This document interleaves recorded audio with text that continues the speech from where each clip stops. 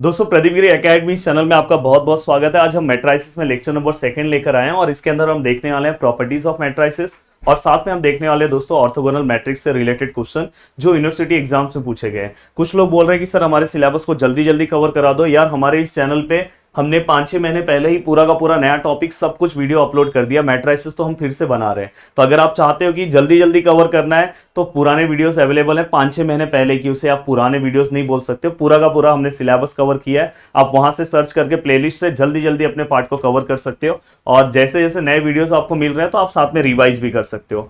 तो दोस्तों चलो वन बाय वन स्टार्ट करते हैं। तो ये प्रॉपर्टीज के ऊपर एक क्वेश्चन है यहाँ पे, ये क्वेश्चन बहुत बार एग्जाम में पूछा गया है। ये वाला क्वेश्चन हम बाद में सॉल्व करते हैं, सबसे पहले हम ऑर्थोगोनल मैट्रिक्स से रिलेटेड क्वेश्चन सॉल्व करते हैं। तो दोस्तों ऑर्थोगोनल मैट्रिक्स, कोई भी मैट्रिक्स है उसे हम ऑर्थोगोनल मैट्रिक्स कब बोल सकते हैं? जब ये कंडीशन सेटिस्फाई होगा, ए इंटू ए ऑफ ट्रांसपोज का जब मैं मल्टीप्लाई करूंगा, अगर उसका आंसर आई आ गया तो मैं उसे क्या बोल दूंगा दोस्तों? Orthogonal matrix. अभी मैं आपको प्रूफ करके भी दिखाऊंगा, टेंशन मत लेना। कभी भी अगर कोई भी एक मैट्रिक्स है, अगर मैं उसके ट्रांसपोज के साथ उसका मल्टीप्लीकेशन कर दूं और मल्टीप्लीकेशन करने के बाद मुझे यहां पे आइडेंटिटी मैट्रिक्स अगर आंसर में मिला तो समझ जाना कि इसे हम क्या बोलेंगे? Orthogonal matrix. अब दोस्तों यहां पे एक और क्वेश्चन आपको पूछा जाता है कि ऑर्थोगोनल मैट्रिक्स, तो आपको बोलेंगे कि proof that the following are orthogonal matrix or not.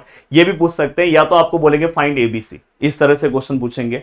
दूसरा आपको ये भी पूछेंगे फाइंड ए इनवर्स। दोस्तों ऑर्थोगोनल मैट्रिक्स में ए इनवर्स फाइंड आउट करना मतलब बहुत ही मजे वाला काम है। यहां पे कोई टेंशन नहीं है। 12th में ए इनवर्स फाइंड आउट करने में बैंड बच जाती थी, इवन बोर्ड एग्जाम में भी क्वेश्चन आया था 12th से रिलेटेड, तो यहां पे कोई दिक्कत नहीं है। यहां पे ए इनवर्स हमेशा ए ट्रांसपोज को इक्वल होता है। अगर मैट्रिक्स ऑर्थोगोनल है तो ए ट्रांसपोज ही क्या है? आपका ए इनवर्स है। आप बोलोगे ये कैसे हुआ सर? तो देखो मैं आपको बता रहा हूं। देखो ये कंडीशन तो आपको याद हो गया, A into A transpose which is equal to I. आप क्या करो, pre multiply A inverse on both side, दोनों साइड ए इनवर्स से अगर मल्टीप्लाई करोगे, अगर समझो मैं यहाँ पे ए इनवर्स से अगर मल्टीप्लाई कर रहा हूँ तो ये दोनों टर्म समझो गायब हो गया। ऐसे गायब नहीं होता है, वहां आएगा पर गायब समझो ये हो गया। ए इनवर्स के साथ मल्टीप्लाई करके ये गायब हो गया, तो यहाँ पे क्या बचा? 80। और यहाँ पे क्या हुआ दोस्तों? ए इनवर्स और इंटू यहाँ पे क्या है? आई।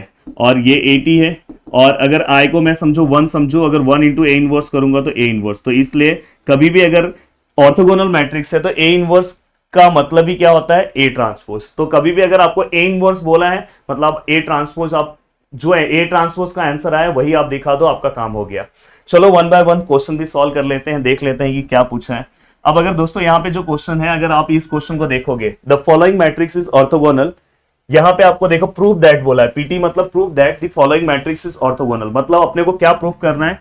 ए इंटू ए का ट्रांसपोज, उसका आंसर मुझे आई अगर मिल गया तो मैं बोल सकता हूं कि ये ऑर्थोगोनल है। अगर ये ऑर्थोगोनल है तो आपको बोला है कि फाइंड ए इनवर्स, और ए इनवर्स का मतलब ही क्या होता है दोस्तों? ए का ट्रांसपोज। कितना सिंपल है। चलो वन बाय वन स्टार्ट करते हैं, और यहां पे मैं आपको मल्टीप्लीकेशन ऑफ मैट्रिक्स भी सिखाऊंगा। अब दोस्तों देखो मैं यहां पे क्या कर रहा हूं, कंसीडर ए इंटू, हाँ पहले मुझे ए का ट्रांसपोज तो पहले निकालने दो, ए का ट्रांसपोज पहले निकाल दो। देखो ये ए तो मेरे पास ऑलरेडी है, ए का ट्रांसपोज देखो ये 1/3 से कोई चेंजेस नहीं हुआ, 1/3 तो ऐसे ही रहेगा। और ए का ट्रांसपोज मतलब क्या करना है दोस्तों? आपको ए का ट्रांसपोज मतलब आपको रो को कॉलम कर देना, कॉलम को रो कर देना है। बहुत जगह पे ए का ट्रांसपोज ए डैश से भी लिखा होगा, तो आप ए डैश से भी लिख सकते हो, कोई दिक्कत नहीं है। अब देखो ये फर्स्ट रो है, इसको मैं फर्स्ट कॉलम में लिख रहा हूं। ये सेकेंड रो है, इसे हम सेकेंड कॉलम में लिख रहे हैं। ये थर्ड रो है, इसे हम थर्ड कॉलम में लिख रहे हैं। एक बार अच्छे से देख लो, देखो first row first column, second row second column, third row third column, हो गया, ट्रांसपोज मिल गया। अब आपको क्या करना है दोस्तों? ये दोनों को मल्टीप्लाई करके चेक करना है। मतलब यहां पे देखो मैं लिख रहा हूं consider A into A of transpose. A क्या है दोस्तों आपका? ए है आपका 1/3 -2 1 2 और 2 2 1 1 -2 2, और इसका मल्टीप्लीकेशन आपको 1/3 ए ऑफ टी के साथ करना है। यहां पे क्या है दोस्तों? -2 2 1 1 2 -2 2 1 2। दोस्तों अब ध्यान से अच्छे से आपको चीजों को समझना है। अब देखो अगर आप यहां पे देखोगे तो आप सबसे पहले ये दोनों टर्म को मल्टीप्लाई कर सकते हो, तो डायरेक्ट आप 1/9 लिख दो। अब यहाँ पे जो भी आपका मैट्रिक्स बचा है उसे आप साथ में लिखो। यहाँ पे क्या है? -2 1 2 2 2 1 1 -2 2 -2 -2 -1 2। अब अगर हम देखें तो एक बार हम अपने क्वेश्चन को रीचेक कर लेना चाहिए मुझे। देखो -2 1 2 2 2 1 1 -2 2 -2 2 1 1 2 -2 1 2 1 2। यस, अगर आपने एक बार अपने आंसर को चेक कर लिया तो आपका बहुत सारा टेंशन खत्म हो जाता है। और हमेशा ये आदत डाल के रखो, इंजीनियरिंग में कुछ भी चीजें रॉन्ग ना हो, तो इसलिए थोड़ा सा मैट्राइसिस ये सब जो लेसन होते हैं यहाँ पे रॉन्ग होने के चांसेस ज्यादा होते हैं। अब दोस्तों ये देखो, आपको कैल्सी से भी ये इसका मल्टीप्लिकेशन कर सकते हो, कोई दिक्कत नहीं है। ऑलरेडी हमने वीडियोस बना के अपलोड किया है, पर यहाँ पे मैं कैल्सी से अभी नहीं सॉल्व करूंगा। अभी मैं डायरेक्ट भी दिखा दे रहा हूँ, क्योंकि डायरेक्ट भी आपको सॉल्व करने आना चाहिए, पर कैल्सी से भी कर सकते हो। अब दोस्तों देखो, ये वाला पार्ट इस वाले के साथ ये देखो, ये वाला पार्ट हमेशा इस वाले पार्ट के साथ मल्टीप्लाई होगा, मतलब first row multiply by first column. तो देखो दोस्तों यहाँ पे क्या होगा, 2 2 जा 4, माइनस माइनस दोस्तों प्लस हो जाएगा, देन 1 1 जा 1, देन इसके बाद 2 2 जा 4। कोई टेंशन नहीं है, 12th में अच्छे से नहीं किया, अभी मैं करा रहा हूं, बहुत अच्छे से ध्यान दो। अब दोस्तों देखो, ये वाला पार्ट फिर से अब सेकंड कॉलम को मल्टीप्लाई होगा, -2 मतलब 2 2 जा 4, प्लस माइनस माइनस 1 2 जा 2, और यहाँ पे 2 1 जा 2। देन ये वाला पार्ट फिर से इसके साथ मल्टीप्लाई होगा, 2 1 जा 2, माइनस, देन 1 2 जा 2, और दोस्तों देखो यहाँ पे plus minus minus, and then इसके बाद 1 2 2 2 जा 4। तो यहाँ पे हमने सब कुछ लिख दिया। अब ये लिखने के बाद दोस्तों नेक्स्ट यहाँ पे, अब देखो जैसे ही मैं रो चेंज करूंगा, क्योंकि यहाँ पे कॉलम खत्म हो गया, तो अब मैं नेक्स्ट रो में जाऊंगा। नेक्स्ट रो में जा रहा हूँ तो देखो ये वाला फिर से इस कॉलम के साथ, इस कॉलम के साथ, इस कॉलम के साथ, देखो 2 2 जा 4, तो ये -4, 2 2 जा 2 1 जा 2, एंड 1 2 जा 2। देन ये वाला इसके साथ 2 2 जा 4, देन 2 2 जा 4, और 1 1 जा 1। प्लीज ध्यान देना। देन ये वाला इसके साथ 2 2 जा, प्लीज जब ये लिखना तो आगे पीछे मत देखना, देखो 2 2 जा 4, यहाँ बीच में प्लस लिखने की भी देखो, ये 2 हो गया। कौन सा वाला हम सॉल्व करें, लास्ट वाला, 2 2 जा 4, देखो ये प्लस माइनस माइनस, और 1 2 जा 2। चाहिए तो आप ये कैल्सी से भी कर सकते हो, फटाफट कैल्सी में वैल्यू रखो, जल्दी जल्दी आंसर निकाल दो। अब देखो यहाँ पे ये वाला पार्ट अगर मैं सॉल्व कर रहा हूँ तो फिर से फर्स्ट, ये देखो थर्ड रो में आया तो नीचे आ जाऊंगा, फर्स्ट कॉलम, 2 1 जा 2, देन इसका 2 1 जा 2, प्लस माइनस माइनस, एंड 2 2 जा 4। देन इसके बाद 2 1 जा 2, 2 2 जा 4, प्लस माइनस माइनस, एंड 2 1 जा 2। देन 1 1 जा 1, 2 2 जा 4, माइनस माइनस दोस्तों प्लस, एंड 2 2 जा 4। तो यहाँ पे जो हमने आंसर निकाला है, मैं अपना कैल्सी लेता हूँ। अब कैल्सी है तो कैल्सी का फायदा उठाओ यार, कैल्सी मैंने भी अभी बहुत महंगे वाला खरीदा है। यहाँ पे कुछ बच्चे बोलते हैं कि सर कैल्सी कौन सा वाला ले, यार कोई टेंशन नहीं, कौन सा वाला कैल्सी ले लो, बस लेटेस्ट होना चाहिए, जो अभी चल रहा होगा। जहां पे आप जाओगे ना कैल्सी लेने, वहां पे जो कैल्सी अभी चल रहा है वही आपको देंगे। अब दोस्तों यहाँ पे बस एक दो फंक्शन इधर उधर रहता है, बाकी कोई दिक्कत नहीं है। देखो यहाँ पे आंसर 9 आ गया। यहाँ पे अगर हम दूसरा वाला देखें तो -4 +2 मुझे पता है कि आप डायरेक्ट भी कर सकते हैं। यहाँ पे अगर तीसरा वाला देखें तो इसका भी आंसर 0 हो जाएगा। यहाँ पे अगर ये वाला देखें तो इसका भी 0 हो जाएगा। आप सॉल्व कर लो, ये देखो इसका 9 हो जाएगा, इसका 2 2 0 हो जाएगा, यहाँ पे भी 0 हो जाएगा, यहाँ पे भी 0 हो जाएगा, और यहाँ पे 9। तो लगभग हमने ये पूरा का पूरा पार्ट सॉल्व कर दिया। अब देखो आपको पता होना चाहिए कि मैट्रिक्स में से हम कॉमन ले सकते हैं। तो अगर समझो यहाँ से, अगर समझो मैं 9 कॉमन ले रहा हूँ, देखो यहाँ पे आप बोलोगे कि 9 कैसे सर आप कॉमन ले रहे हो, तो अगर कॉमन नहीं लेना है आपको तो ये 1/9 आप अंदर मल्टीप्लाई कर दो। दो ऑप्शन है, या तो कॉमन लो या तो अंदर मल्टीप्लाई कर दो। समझो मेरे को अंदर मल्टीप्लाई करना है, चलो मैं कॉमन नहीं ले रहा हूँ, अंदर मल्टीप्लाई कर रहा हूँ। 1/9 मल्टीप्लाई बाय 9 1 आएगा, चेक कर लो, आप देख लो, 1/9 मल्टीप्लाई बाय 9 कर लो। देन 1/9 मल्टीप्लाई बाय 0 0 हो जाएगा, ये भी 0 हो जाएगा, ये भी 0 हो जाएगा, ये 1 आएगा, ये 0 हो जाएगा, ये 0 हो जाएगा, ये 0 हो जाएगा, 1। और फाइनली दोस्तों ये कौन सा मैट्रिक्स है, क्या बात है, आइडेंटिटी मैट्रिक्स हमें मिल गया दोस्तों। तो मतलब हमने हमने हमने ए इंटू ए का ट्रांसपोज लिया, तो हमें क्या मिल गया, आई। आप ऐसा भी लिख सकते हैं, A into A dash which is equal to I. तो हम बोल सकते हैं therefore matrix A is orthogonal matrix. तो इससे ये पता चल गया कि मैट्रिक्स ए जो है वो क्या है, ऑर्थोगोनल मैट्रिक्स है। देखो यहाँ पे हमें वही पूछा था ना क्वेश्चन के अंदर, देखो इतना लंबा क्वेश्चन था, उन्होंने पूछा था कि ऑर्थोगोनल मैट्रिक्स है कि नहीं, तो हमने लिख दिया। अब ऑर्थोगोनल है तो हमें बोला है कि फाइंड ए इनवर्स। तो दोस्तों ए इनवर्स तो आपको मैं यहाँ पे फाइंड आउट करके दे रहा हूँ, आप नीचे लिखना। तो आप लिख सकते हो कि अगर तो A inverse which is equal to क्या हो जाएगा 80। तो ए इनवर्स का जो वैल्यू आ गया 80 का जो भी वैल्यू है तो 1/3 और -2 2 1 1 2 -2 2 1 2 हो गया। ये वाला पार्ट आप नीचे लिखना। तो ये वाला भी काम हो गया आपका। अब चलते हैं दोस्तों आगे। अब यहां पे हमें क्या बोला है कि पहले से ही हमारा मैट्रिक्स क्या बोला है, if given matrix is orthogonal. उन्होंने पहले से ही बोल दिया भाई ऑर्थोगोनल है, एंड हमें क्या करना है, एबीसी निकालना है। तो जब अगर ऐसा होगा कि गिवन मैट्रिक्स आपको बोला है कि गिवन मैट्रिक्स इज ऑर्थोगोनल, ऐसा उन्होंने अगर पहले दिया है, या given matrix A is orthogonal, तो हम कंडीशन हमें पहले से ही पता है कि ए ट्रांसपोज जीसी इज इक्वल टू आई। हमें यहाँ पे कोई प्रूफ करने की जरूरत नहीं है। अब यहाँ पे अगर आप इस सम को देखोगे तो ए का वैल्यू क्या है दोस्तों, ए का जो वैल्यू है 1/3 2/3 ए 2/3 1/3 बी 2/3 -2/3 एंड सी। और दोस्तों यहाँ पे हमें ए का ट्रांसपोज चाहिए, वो अभी हम निकाल लेते हैं। और आइडेंटिटी मैट्रिक्स, अगर ये 3/3 का है तो 3/3 का आइडेंटिटी मैट्रिक्स मैंने आपको सिखाया है इसके पहले वाले लेक्चर्स में। अब दोस्तों यहाँ पे आप सबसे पहले क्या करो, ए का ट्रांसपोज निकाल लो। ए का ट्रांसपोज क्या आएगा दोस्तों, देखो यहाँ पे ए वाला मैट्रिक्स लिख के फिर लिखना आप ए का ट्रांसपोज। तो देखो यहाँ पे मैं लिख दे रहा हूँ, ए का ट्रांसपोज क्या आएगा, जो रो है वो कॉलम में लिख दो। देखो ये कॉलम में मैं लिख रहा हूँ 2/3 ए, ये वाला भी सेकेंड रो को सेकेंड कॉलम में लिख रहा हूँ 2/3 1/3 बी, और थर्ड रो को हमने लिख दिया।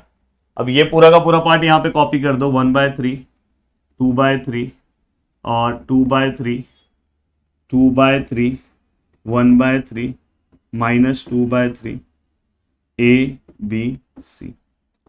अब दोस्तों देखो यहाँ पे ऑप्शन बहुत अच्छा है। अगर आप चाहते हो ये पूरे मैट्रिक्स को पूरे मैट्रिक्स से मल्टीप्लाई करना तो आप करो, कोई दिक्कत नहीं है। बट अगर आपको एबीसी का वैल्यू निकालना है तो आप ये वाले टर्म का ही बस मल्टीप्लीकेशन करो, ये वाले टर्म का बस मल्टीप्लीकेशन करोगे, आपका आंसर आ जाएगा। आप बोलोगे सर ऐसे कैसे पता चलेगा कि ये वाला टर्म कैसे मल्टीप्लाई करना है, बहुत ईजी है यार। देखो ये वाला कौन सा टर्म है बताओ, ये कौन से रो में है, फर्स्ट रो में है। कौन से कॉलम में, फर्स्ट कॉलम में। ये वाला कौन से रो में है दोस्तों, सेकेंड रो में। कौन से कॉलम में, सेकेंड कॉलम में। ये वाला कौन से रो में है, थर्ड रो में। कौन से कॉलम में, थर्ड कॉलम में। तो आपको करना कुछ नहीं है, ये वाले के लिए आपको इसका फर्स्ट रो लेना है और इसका फर्स्ट कॉलम लेना है, अपने आप आंसर आ जाएगा। ये वाले के लिए इसका सेकंड रो लेना है और इसका सेकंड कॉलम लेना है। ये वाले के लिए इसका थर्ड रो लेना है, थर्ड कॉलम। जल्दी से आंसर मिल जाएगा दोस्तों। देखो यहाँ पे मैं लिख रहा हूं बाय इक्वालिटी, और ऐसे आप लिख सकते हो और आपको पूरे मार्क्स भी मिलेंगे, कोई दिक्कत नहीं है। अब देखो यहाँ पे first row and first column, तो first row and first column जब मैं मल्टीप्लाई करूंगा तो ये आंसर मिलेगा। तो फर्स्ट रो देखो 1/3 को अगर मैं मल्टीप्लाई करूंगा तो 1/9, अपना कैल्सी जिंदाबाद रखो। देन ये वाला इसके साथ मतलब 2/3 मल्टीप्लाई बाय 2/3 तो 4/9 आएगा।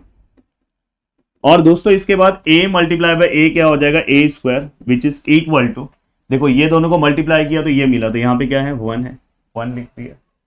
अब इसको आप सॉल्व करोगे, यहाँ पे आपको a का वैल्यू मिल जाएगा। तो देखो यहाँ पे मैं ये दोनों को सॉल्व कर रहा हूँ,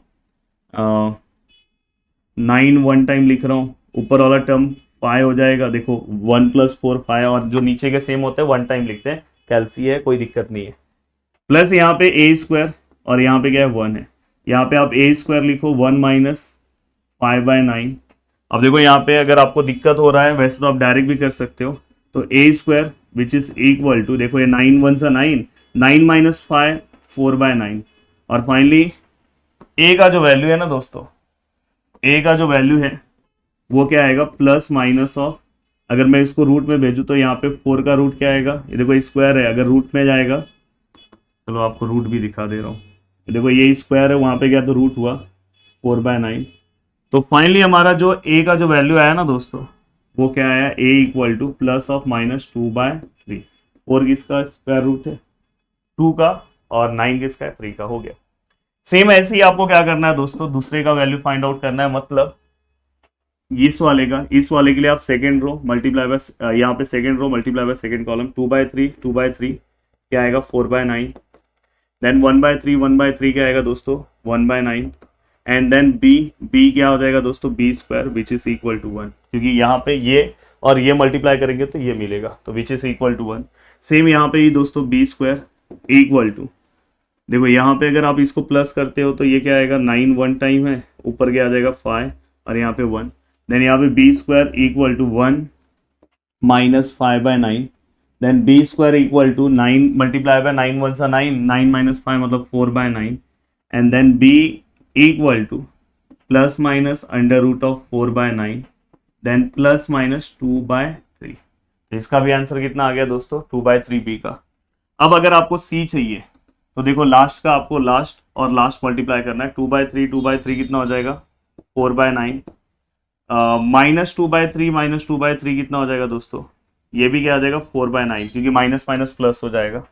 और दोस्तों यहाँ पे लास्ट में क्या है दोस्तों c² which is equal to 1, तो यहाँ पे देखो ये 9 वन टाइम लिखेंगे, ऊपर 4 8 हो जाएगा, plus c² equal to 1, then c² equal to 1 minus 8/9, then c² equal to 9 वन सा क्या होगा दोस्तों 9 माइनस 8 कितना हो जाएगा 9 माइनस 8 1/9, एंड देन दोस्तों c equal to plus minus under root of 1/9, then finally इसका आंसर प्लस माइनस 1/3। तो दोस्तों यहाँ पे हमने ए का आंसर भी निकाल लिया, बी का आंसर भी निकाल दिया, सी का आंसर भी निकाल दिया। तो ऑर्थोगोनल में अगर ऐसे कोई भी क्वेश्चंस आएंगे तो आप बहुत इजीली सॉल्व कर सकते हो। अब दोस्तों मैं प्रॉपर्टीज ऑफ मैट्रिसेस के ऊपर आ रहा हूं, तो अब ऑर्थोगोनल का पार्ट आपको समझ में आ गया। नेक्स्ट लेक्चर मेरा यूनिटरी पे होगा, देन इसके बाद हम आ जाएंगे रैंक ऑफ मैट्रिक्स के ऊपर। अगर आपको वीडियोस चाहिए तो हमारे इस चैनल पे अवेलेबल है, आप जल्दी जल्दी अपने सिलेबस को कवर कर सकते हो, या तो थोड़ा सा मुझे 1 या 2 वीक का टाइम दे दो, मैं पूरा कंप्लीट करा दूंगा। So that the every square matrix can be uniquely express as the sum of the symmetric matrix and skew symmetric matrix. तो सबसे पहले मैं let A be any square matrix, मैंने एक ए को क्या ले लिया बताए स्क्वायर मैट्रिक्स ले लिया, और ए को मैं कैसे रिप्रेजेंट करूंगा प्लीज ध्यान देना। देखो ए को मैं कैसे रिप्रेजेंट करूंगा, half A plus A T plus half A minus A T. आप बोलोगे सर ऐसे कैसे आप लिख दिए, दोस्तों ये दोनों का मतलब सेम है। जैसे हम इसके पहले वाले क्लास में बैलेंस करते थे ना, जैसे अगर समझो मैंने यहाँ पे कोई नंबर है, यहाँ पे समझो x है, यहाँ पे मैंने +9 लिया तो हम -9 से बैलेंस करते थे कि नहीं, तो यहाँ पे भी वही वाला सीन है। एक्चुअल में वो जो मैंने a लिया है यहाँ पे भी वो a ही है, बस मैंने क्या किया बैलेंस किया। तो अगर आप देखना चाहते हो तो देख लो, ये देखो a है और ये -a है, ये देखो a⁻t है -a⁻t है, वो कैंसिल हो जाएगा क्योंकि यहाँ पे भी हाफ आएगा वहां पे भी हाफ, वो कैंसिल हो जाएगा प्लस और माइनस। तो फाइनली यहाँ पे क्या बचेगा हाफ ऑफ ए और यहाँ से क्या बचेगा हाफ ऑफ ए। और अगर हाफ ऑफ ए को अगर आप कंबाइन करते हो तो नीचे 2 है, ऊपर a और यहाँ पे भी a, तो फाइनली ये क्या हो जाएगा 2a डिवाइड बाय 2 कैंसिल हो गया a। तो ये पूरे को सॉल्व करोगे उसका आंसर a ही है। तो इसलिए हम स्टार्टिंग में सम को सॉल्व करने के लिए मुझे ऐसा कंसिडरेशन लेना होगा, तो ये ध्यान रखना। तो देखो बहुत इजी है, याद भी हो जाएगा आपको, half a plus A T, या तो आप a याद रखो a minus A, half a plus A half a minus A, और बस याद रखना दूसरा वाला क्या है ए टी है, ए टी मतलब ट्रांसपोज वाला पार्ट है। अब दोस्तों यहाँ पे मैं इसे ही कंसिडर कर रहा हूं, assume a which is equal to p plus Q. मैं इसे ही क्या कंसिडर कर रहा हूं, ये वाले पार्ट को मैं p ले रहा हूं, ये वाला पूरा जो पार्ट है उसको मैं p ले रहा हूं, और ये वाला जो पूरा पार्ट है उसको मैंने क्या ले लिया दोस्तों q। अब यहां पे देखो मैं लिख रहा हूं p which is equal to half a plus A T, हमने लिख दिया। अब करना कुछ नहीं है आपको, देखो अगर मुझे कभी भी चेक करना है कि कोई भी मैट्रिक्स सिमेट्रिक है कि नहीं, तो मुझे पता है कि जो ए टी है उसका आंसर क्या होना चाहिए, और A T which is equal to A. ये कंडीशन किसका है दोस्तों सिमेट्रिक का है, ये कंडीशन किसका है दोस्तों स्क्यू सिमेट्रिक का है, ये तो मुझे पता है। अगर मैं ट्रांसपोज लूंगा तो मेरा आंसर क्या आएगा -a आएगा, और अगर मेरा ट्रांसपोज लेने के बाद आंसर a आ रहा है तो मतलब वो सिमेट्रिक मैट्रिक्स है। तो मैं यहाँ पे एक बार ट्रांसपोज लेके चेक करूंगा, दोनों साइड में ट्रांसपोज लूंगा, समझो मैंने यहाँ पे भी ट्रांसपोज लिया और ये पूरे को ट्रांसपोज लिया, ये पूरे को अगर मैं ट्रांसपोज लूंगा तो ये देखो पी ऑफ ट्रांसपोज, कांस्टेंट का कोई ट्रांसपोज नहीं होता, इसको अगर मैं ट्रांसपोज करूंगा तो ये ट्रांसपोज। और आपको पता होना चाहिए कि कभी भी अगर कोई भी टर्म है उसके ऊपर एक और ट्रांसपोज आ गया तो उसका आंसर ए आ जाता है। तो यहाँ पे देखो ये ट्रांसपोज है, इसके ऊपर एक और मैंने ट्रांसपोज लिया, तो देखो फाइनली ये ट्रांसपोज मैंने सभी को दे दिए। तो ये P of T which is equal to, ये क्या हो गया हाफ, यहाँ पे ए ऑफ ट्रांसपोज, और यहाँ पे इसका आंसर क्या हो जाएगा दोस्तों ए। तो फाइनली अगर हमने ये वाला पार्ट सॉल्व किया तो देखो ये P of T equal to, यहाँ पे क्या हुआ दोस्तों हाफ, यहाँ पे क्या है देखो इसको सीधा लिख दो ए प्लस ए टी। और जब आप इसको सीधा लिखोगे तो आपको एक चीज यहाँ पे दिखाई दे रहा होगा, थोड़ा सा मैं इसे ऊपर ले रहा हूँ, हाँ यहाँ पे अगर आप देखोगे तो यहाँ पे दोस्तों P of T which is equal to, ये किसका आंसर है दोस्तों, अगर आप ध्यान से देखोगे तो ये हमने कंसिडर किसको किया था, पी को। तो ये देखो ये one by two A plus A T, 1/2 A plus A T किसका वैल्यू है दोस्तों, पी का है। तो फाइनली हम यहाँ पे क्या लिख सकते हैं दोस्तों पी। और अगर p इक्वल टू, देखो मैंने बोला ना p of t which is equal to, अगर p आया तो मतलब ये समझ में आ रहा है कि p is a symmetric matrix. और सेम दोस्तों सेम कंडीशन आप स्क्यू सिमेट्रिक के लिए भी चेक कर सकते हो, सेम स्क्यू सिमेट्रिक के लिए भी ऐसे ही चेक करेंगे। देखो ये वाला पार्ट अपना क्यू है क्योंकि मैंने यहाँ पे दूसरा क्यू लिया, तो क्यू इक्वल टू जो हमारा पार्ट है half A minus A T. फिर हम क्या करते हैं दोनों साइड ट्रांसपोज से मल्टीप्लाई मतलब ट्रांसपोज लेते हैं, यहाँ पे ट्रांसपोज लिया, देखो यहाँ पे भी अगर मैं ट्रांसपोज लूँ तो ये ट्रांसपोज हो गया, ये ट्रांसपोज का क्या हो जाएगा ट्रांसपोज हो जाएगा, तो सभी का मैंने ट्रांसपोज ले लिया। तो फाइनली ये क्या हो जाएगा Q of T which is equal to half, ये ए ऑफ टी है, यहाँ पे आंसर क्या आएगा दोस्तों ए। और इस तरह के क्वेश्चंस बहुत सारे लोग नहीं सॉल्व कराते, तो प्लीज ध्यान से, इस तरह के क्वेश्चंस भी आ सकते हैं एग्जाम में। अब दोस्तों यहाँ पे देखो Q of T which is equal to, यहाँ पे क्या हो जाएगा हाफ। और अगर आपको, क्योंकि हमारे क्वेश्चन में क्यू का वैल्यू देखो आपको दिखाई इधर ए माइनस ए टी है, तो अगर आपको ए माइनस ए टी रखना है तो आपको क्या करना होगा, माइनस साइन बाहर लेना होगा। माइनस साइन बाहर लोगे तो यहाँ पे साइन क्या हो जाएगा, उल्टा हो जाएगा, ये माइनस हो गया और ये वाला क्या हो गया प्लस। आपको पता है जब माइनस साइन बाहर लोगे तो साइन उल्टा हो जाएगा। और फाइनली अगर आप चाहोगे तो देखो माइनस साइन बाहर आ गया, ये 1/2, और इसी को अगर आप देखोगे ए पहले लिखो फिर ए ऑफ टी लिखो, दिखाई दे रहा है, ये ए वाला पार्ट पहले लिखा फिर माइनस ए ऑफ टी लिखा।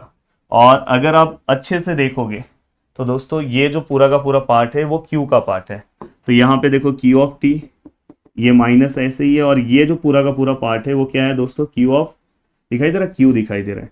तो यहाँ पे हमें ये कंडीशन मिला, इससे ये पता चला कि हमारा जो क्यू है दोस्तों, जो हमारा क्यू है, Q is a skew symmetric matrix. अब दोस्तों हमें स्क्यू सिमेट्रिक भी हमने कर दिया और इसे सिमेट्रिक भी हमने कर दिया, तो यही हमें बोला था। देखो हमें सम ऑफ, हमें क्या बोला था कि let every square matrix can be uniquely express as the sum of, देखो हमने सम ऑफ लिया, यहाँ पे हमने क्या लिया symmetric matrix and skew symmetric matrix, हमने दोनों को, पहले वाले को मैंने सिमेट्रिक प्रूफ कर दिया, दूसरे वाले को स्क्यू सिमेट्रिक। बट यहाँ पे उन्होंने क्या बोला है कि हमें यूनिकली एक्सप्रेस करना है। अब यहाँ पे अगर यूनिकली एक्सप्रेस अगर आ गया कभी भी, तो आपको कुछ चीजें ध्यान में रखना है। यूनिकली एक्सप्रेस अगर आया तो मतलब आपको दूसरे वेरिएबल लेके फिर से यही कंडीशन को प्रूफ करके दिखाना है। तो सपोज मैं यहाँ पे ए इक्वल टू, मैं यहाँ पे एक दूसरा वेरिएबल ले रहा हूं आर और एस, तो यहाँ पे मैं लिख दे रहा हूं टू प्रूफ यूनिकनेस। अब देखो दोस्तों यहाँ पे हमें टू प्रूफ यूनिकनेस करना है, तो मैं सेम यही ले रहा हूँ A equal to R plus S, उनको दिखाना है कि यही रिजल्ट आता है कि नहीं आता है। तो देखो दोस्तों यहाँ पे अब मैंने ये कंसिडरेशन लिया, यहाँ पे मैं लिख दे रहा हूं मैंने कंसिडर किया। अब मैं यहाँ पे बोल दे रहा हूँ कि आर, मुझे पता है कि पहला वाला क्या होगा सिमेट्रिक और दूसरा वाला क्या होगा skew symmetric. R is a symmetric matrix और मुझे पता है कि S is a skew symmetric matrix. अब दोस्तों यहां पे अगर आर सिमेट्रिक मैट्रिक्स है तो मैं ऐसे लिख सकता हूं कि आर ऑफ टी का आंसर कितना आएगा आर, और अगर जो मेरा एस है वो स्क्यू सिमेट्रिक है तो एस का जो ट्रांसपोज होगा उसका आंसर कितना आएगा माइनस एच। ये तो हमने ऊपर ही डिस्कस किया और मैंने इसके पहले वाले लेक्चर्स में भी आपको बताया था। अब दोस्तों यहाँ पे मैं क्या कर रहा हूँ, इसका एक ट्रांसपोज का आंसर निकाल ले रहा हूँ, A of T R of T plus S of T. Then A of T which is equal to R of T कितना है दोस्तों, आर ऑफ टी का आंसर है आर, और दोस्तों एस ऑफ टी का आंसर कितना है दोस्तों, माइनस ऑफ एस। तो फाइनली मैं A of T which is equal to, मैं यहां पे क्या लिख सकता हूं दोस्तों, ध्यान से अच्छे से आपको देखना है। देखो मैं यहां पे क्या लिख सकता हूं, आर माइनस एस। तो यहां पे आपने लिखा, मैंने यहां ए ऑफ टी का आंसर निकाल दिया। अब दोस्तों मुझे क्या करना है, अब मैं देखो मैं पी का अपना आंसर निकाल रहा हूं, P which is equal to, मुझे पता है ऊपर मैंने लिखा है ए प्लस क्या था, ए टी था। अब दोस्तों देखो पी ये हाफ ऐसे ही रहेगा। देखो यहाँ पे a प्लस ए टी दिखाई दे रहा है, यहाँ पे a का वैल्यू रख दो। a का वैल्यू क्या है दोस्तों, r प्लस एस, और ए टी का वैल्यू क्या है दोस्तों, r minus S. Minus S plus S cancel हो गया, then p which is equal to half. यहाँ पे दोस्तों r और r कितना हो जाएगा, 2r, then p which is equal to, देखो 2 कैंसिल हो गया, देन r। अब मुझे बताओ r क्या है आपका, सिमेट्रिक मैट्रिक्स है, तो मतलब p भी क्या हो जाएगा दोस्तों आपका सिमेट्रिक मैट्रिक्स। तो यहाँ पे आपने यूनिकनेस प्रूव कर दिया कि r अगर सिमेट्रिक मैंने लिया तो p भी सिमेट्रिक आया। और सेम अगर मैं यहाँ पे कर दे रहा हूँ, सेम यहाँ पे मुझे q वाला कंडीशन पता है दोस्तों। देखो यहाँ पे मुझे q वाला कंडीशन पता है, q इक्वल टू क्या है, half a minus A T, तो ये हमें पता है। देन यहाँ पे क्या हो जाएगा, हाफ a का वैल्यू क्या है दोस्तों, अभी हमने निकाला है, a का वैल्यू क्या है, r प्लस एस। तो यहाँ पे हम क्या लिखेंगे दोस्तों, r प्लस एस। यहाँ पे ए टी का वैल्यू क्या आएगा दोस्तों, r माइनस एस, और ये माइनस की वजह से ये क्या हो जाएगा दोस्तों, प्लस। तो यहाँ पे क्या हो जाएगा, हाफ। अगर आप देखोगे आर आर कैंसिल हो गया, एस और एस कितना हो जाएगा दोस्तों, 2s, then S S cancel हो गया, तो यहाँ पे एस आया, क्यू। अब मुझे बताओ कि यहाँ पे एस कौन सा मैट्रिक्स हमने कंसिडर किया है, स्क्यू सिमेट्रिक मैट्रिक्स। तो हमारा क्यू भी क्या था, स्क्यू सिमेट्रिक था, तो यहाँ पे इक्वल हो गया। तो कभी भी अगर आपको यूनिकनेस अगर प्रूफ करने के लिए दिया तो इसी तरह से आपको प्रूफ करना है कि वहां पे जो हमें कंडीशन मिला था वही कंडीशन यहाँ पे भी हमें मिला, कुछ यहाँ पे आपका जो भी रिजल्ट मिला अलग नहीं मिला। तो यहाँ से आप यूनिकली आपने क्या कर दिया, प्रूफ कर दिया। तो इस तरह का अगर कोई भी प्रूफ आया तो आपको बहुत अच्छे तरीके से दोस्तों क्या करना है, कवर करना है। चलते हैं, पूरा का पूरा हमने पार्ट कवर कर दिया। अब हम नेक्स्ट लेक्चर में दोस्तों यूनिटरी मैट्रिक्स कवर करेंगे, देन उसके बाद वाला लेक्चर मेरा रैंक ऑफ मैट्रिक्स के ऊपर आएगा। बाय बाय, टेक केयर, मिलते हैं नेक्स्ट लेक्चर में। जय हिंद दोस्तों।